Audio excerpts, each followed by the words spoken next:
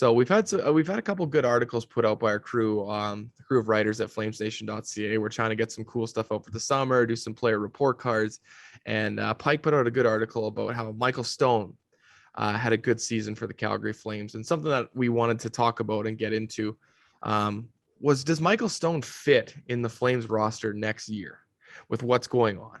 And the dominoes on defense are you're not going to be able to bring back. Probably not going to be able to bring back Zadorov. I think we're fairly set on that. I think you can agree with me, Noah, that we're probably not bringing back Zadorov. And the reason I don't think so. The reason being is the guy can go get paid anywhere else. There's teams that are going to, I'm not going to say that teams are going to line up for his services, but teams are going to pay him. So, I mean, if the guy wants to stick in Calgary, he can. The second one is Eric Branson. And that one is, I don't want to say it's as unknown about Johnny's situation, but it's really a toss-up with that one. The Flames, you got to make some sacrifices to bring these players back, and I don't know if Gudbranson falls in that. Like, he could go either way. Like, the guy could take a pay cut and stay, or he could go get paid. So the whole point is we're definitely losing a defensive pairing, but we might lose both of them. So my question to you, Noah, is that leaves you. You've got Hannafin and Anderson. You've got Tanev, Shillington with an asterisk beside his name. We'll get into that in a bit. And then that leaves by the way, Tanev will be probably out until December. That's one caveat to add to that. Right. So he's going to be out for a while, right? So you've got some holes to fill on defense.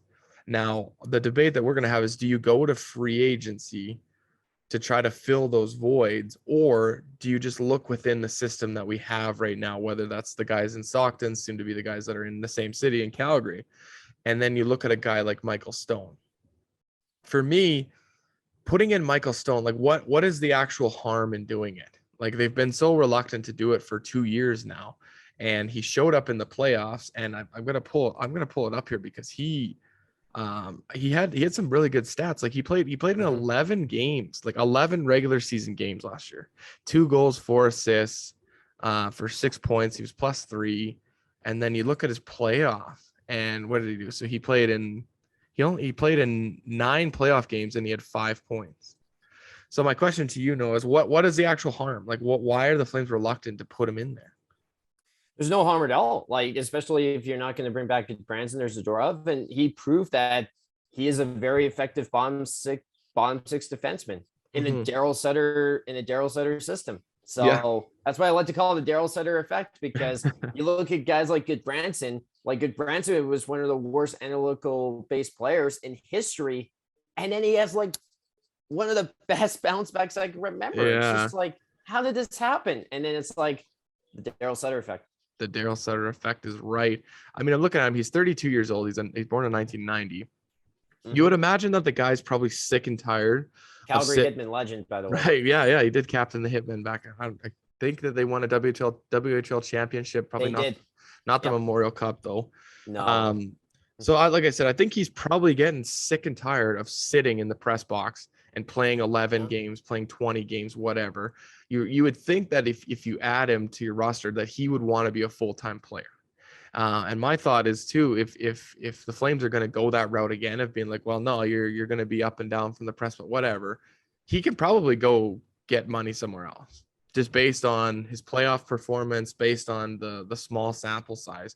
So my thought would be, why not bring him back? Why not make him one of the 5-6s? Because the reality is, if you don't have the money to go out and get some guys, and we'll look at who's available right now. Connor Mackey's probably going to come up and play. Maybe Yusuf Valimaki, who I'm sure he's played with in the past. So wouldn't you want to have a veteran guy to play with these guys, right? So that's my thing. Is like, what do we do on defense here? Do we go to the free agent route and look at who's available? But the thing is, you're not going to have money to spend. Well, the one issue that people need to keep in mind too is that, and I brought this up at the top of this conversation, is that Chris Tanev is going to be out for a significant period of time. So that's one thing you're going to have to figure out here, is who's going to take that spot for Tanev. I don't know if it's honestly Michael Stone, because the thing is that, and you saw it when Tanev was out, is that Shillington struggled. And Yeah. that's not Michael Stone's fault, No, but it's that's not. the Yeah. fact. It was like Michael Stone was there to babysit Shillington until Tanev got back. Yeah, that's true. And that's a very good factor. Again, relating to the money thing of how we got to clear some cap and whatnot.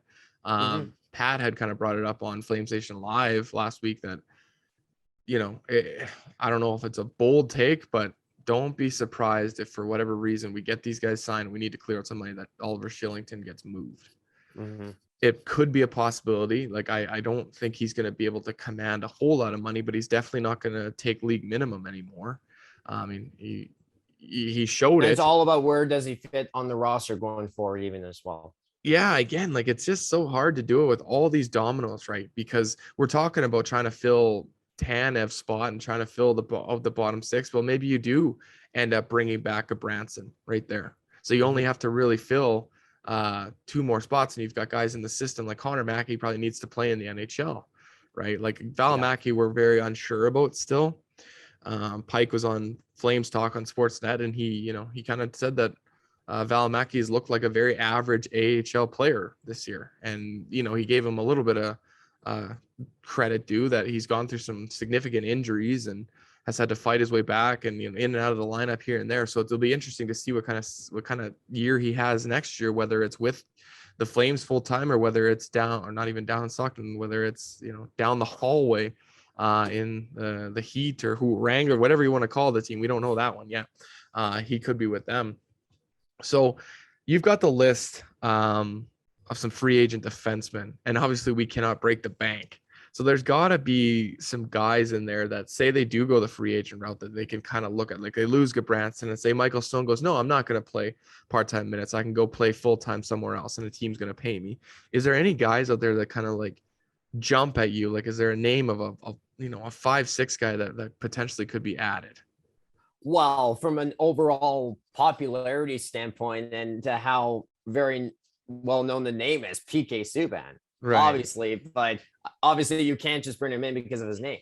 Like, that's not how it works. Yeah, it's not. No, that we kind of talked about this off air before is, is PK Subban going to take $1 million? Is he going to take league minimum? Maybe. You don't know what the jobs are out there for him. And I mean, at the end of the day too, with him, if there isn't a team that's willing to pay him, or there's no real appetite for anybody to take him, like the guy's on ESPN right now, he'll make more money on ESPN than he will making league minimum on an NHL team.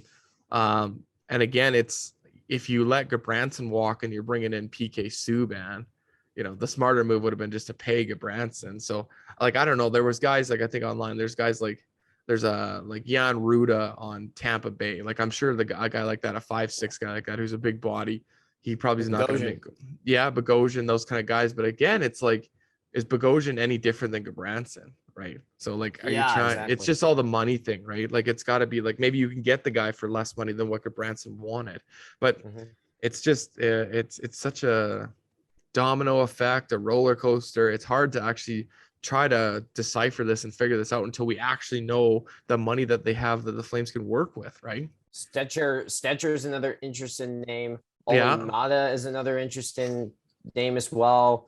You've got maybe a reunion with Brett Kulak. I mean, we'll see what happens. Yeah, I think the Oilers are pretty high on Kulak, and I think they're, I've seen a lot of articles on Oilers Nation saying that he could get up to $3.5 million a year.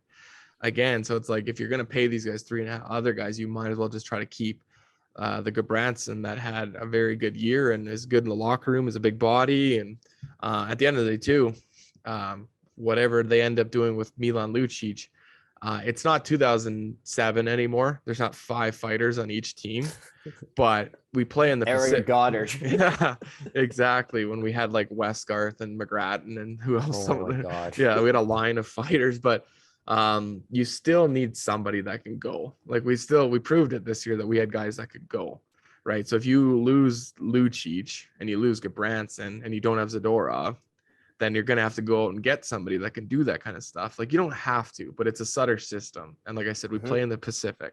So are the Oilers that tough? No, they seem to play tough against us. It sounds like they won't even have Cassian back next year, but no one on Calgary is afraid of Cassian. But you got to go play you know, you got to play Vegas, and you got to go play LA, and you know, Anaheim's not a good scoring team, but they still got big bodies, and you're still going to play Minnesota and St. Louis, and like there's big teams. So I mean, Vancouver with Boudreaux, like they could be a dark horse heading in the next season as well, based on what they do this summer, whether they rebuild or don't rebuild. Right, but you need big bodies. That's my thing. Is if you can't let 3 of them go. I mean, we got to figure out with Lucic because of that cap and whatnot. So the whole point of the thing is, I think I could see Michael Stone fitting into the lineup. If you want to bring him in, pay him properly, make him a full-time player. You know, he's a leader. He's been around for a while. He's got a booming shot. You can play him on the power play. He was penalty killing. He was putting up points. So I want to see him back in the lineup. Whether, you know, that's a domino that falls and we have to do it, I would like to see him back in the lineup.